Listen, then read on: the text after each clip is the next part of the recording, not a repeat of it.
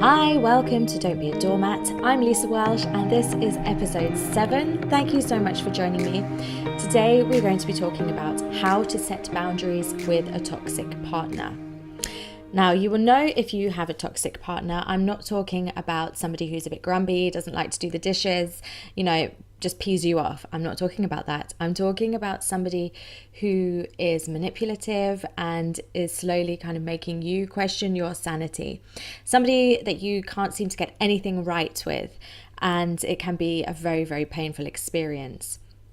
You may think it is impossible to set boundaries with somebody like that, and in a way you'd be right, but what I want to do today is give you some tools that will just help you to cope and to just keep your head afloat if you are in a relationship with a toxic person.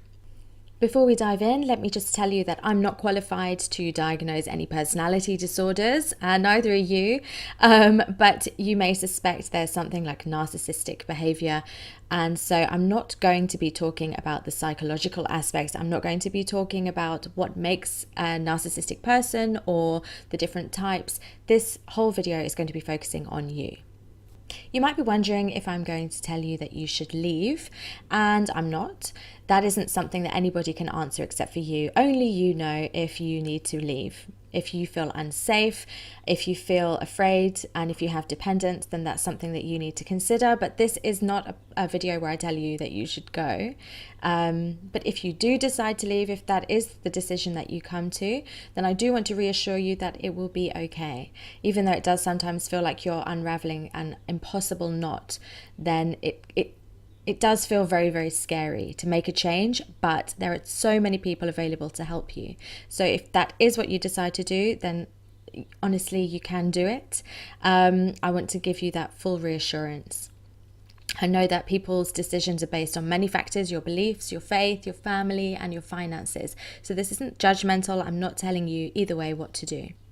If you do decide to leave, the goal should be to have no contact with the person, or low contact if there are children involved. And the reason why is because these toxic people tend to understand exactly how to make you work. They know, it's like they've got the handbook on you. They know how to manipulate and wriggle their way back in. So no contact is the best course of action if you do decide to leave. But whether you decide to leave or not, the main thing is to keep safe. So let's just start by talking about the steps that you can take just to empower you and prepare you, and just take some action so that you can be ready if an emergency does occur and you need to get out. So the first thing you need to do is gather emergency phone numbers. So that would be trusted friends, maybe the dedicated police unit, and a 24-hour shelter. Secondly, you can prepare all of your important paperwork like your bank statements, your passport, bank cards, anything that you would need to grab if you needed to leave very quickly to enable you to continue life as easily as possible. Keep that somewhere secure and somewhere hidden so that it doesn't trigger any altercations. Another suggestion, if you're preparing for your safety, is to look around your home for any emergency escape routes from different parts of your home. I would also recommend that you open a savings account. It's good to not be 100% financially dependent on somebody who is toxic. And then agree on a signal word with a friend, something that shows that you need help, that they will know on the phone, yep, okay, I need to take action. Okay, so before we dive into the tools, I do just want to remind you to be realistic. Okay, your toxic partner isn't going to change. So here are just some home truths about that. Number one, they're unlikely to even know that they have a problem. Puppies. Two, they're very unlikely to ever go for professional help. Just eating my nose. Okay, pause.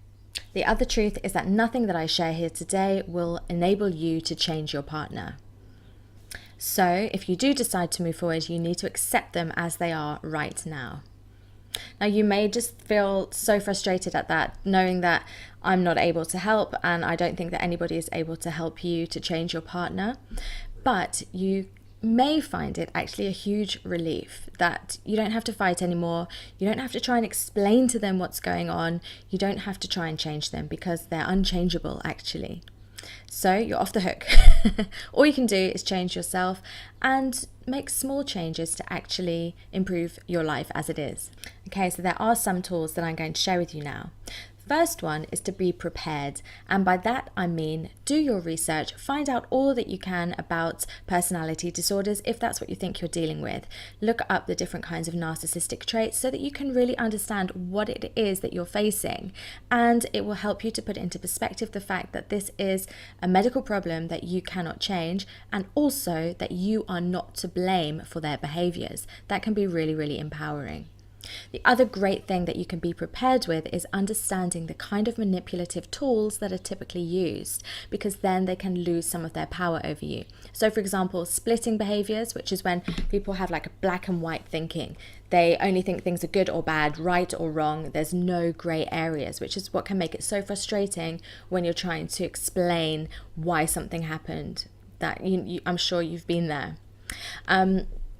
Another manipulative tool are angry explosions for no good reason. It can just leave you reeling and confused. Reflective behavior, where the toxic person reflects what they're dealing with on you. And gaslighting. Gaslighting is when your toxic partner makes you question your own sanity, your own memories, your own beliefs, and it can literally drive you round the bend. So if you understand that tool, if you understand that manipulation technique, then you can see when it's happening and you can release its grip on you. Once you're prepared, you can understand that you're not to blame for the problems in the relationship. You're not to blame for their outbursts and their behavior. And that can enable you to detach emotionally from the roller coaster that you often find yourself on. Because you're not the cause of anger, you're not in control of it, and you can do nothing to change it. And that can allow you to just take a step back. So what I would suggest that you do is make a list of all of the behaviors that you do not want to engage with, that you do not want to enable. This is where you're setting your boundaries. You're deciding you're not going to engage when they have angry outbursts or when they're moody or when they blame you for something. Make a list of all of the behaviors that you no longer want to accept. And then next to that list, I want you to write what you usually do when that behavior occurs. What does your toxic partner expect you to do when they're angry or when they blame you? So when they have an angry outburst, do they expect you to engage in a fight with them? Or when they're very moody, do they expect you to pander to them? If you want those behaviors to stop, then you need to change your reaction. So once you've noted down all of the things that your partner expects you to do, then make a commitment to change those things. It won't happen overnight, but the more aware you become of what you do in response, the more you can gradually emotionally detach. And it will help them to stop the behavior because they won't get so wound up in the frenzy of the moment. And it will also help you to not get so emotionally involved, and that will save your sanity a little. So the next tool goes along hand in hand with that. You can reinforce the behaviors that you do want. So when you're setting your boundaries, you can choose what you want more of. So what is great between you? When do you enjoy being with your partner? What activities do you enjoy doing together? When your partner does something that is thoughtful and kind and something that you enjoy, then reinforce that with a positive statement. It does sound like training a puppy, but it is. The next tool is tricky. Resist arguing. If at all possible, when an angry outburst occurs, very similar to detachment, but arguing particularly can go into a huge spiral. I know when I get into an argument, I find it so emotionally draining. So here we're going to use a boundary that is an imaginary, invisible force field, and you're going to literally repel the bad vibes, the bad energy that they're giving off. When they start to react like that, you're going to imagine that you put up your invisible force field and you're repelling their bad energy back. It's going to protect you. You know that quote by George Bernard Shaw, "Never wrestle with a pig, you get dirty, and besides, the pig likes it." So let them do it. Let them have their little rant on their own and don't rise to it. So what do you do when you come into a situation where you actually need to communicate your likes or dislikes? This tool will help you to know what to say. Firstly, prepare in advance. So have a think about what you want to say, maybe even write it down. And if at all possible, if it's safe, if they haven't been drinking, for example, then try to stand up for yourself. Don't cave in as much as you possibly can.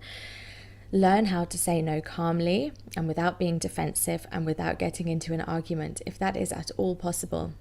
I do have plenty of tools on my website to help you, and I'm also a coach, a boundary coach. So if this is something that you feel you need help with, please feel free to get in touch.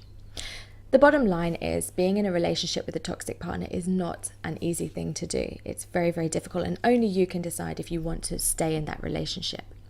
But make sure, whatever you do, that you take time for yourself to fill your own cup, because that will help you build some kind of resilience against the negativity that you're being bombarded with. So practice self-care like your life depends on it. And then make sure you get some time away from your partner as much as possible, because that will help you to just release their grip over you. So even if that's reading a book in another room, going for a walk, or even joining an activity and meeting new people, do whatever you can to keep your own cup full, keep yourself prepared, and above all, keep yourself safe. I really hope that this helps. If you do find yourself in this situation, then my heart goes out to you. It is not easy, but you can do it. You can get there.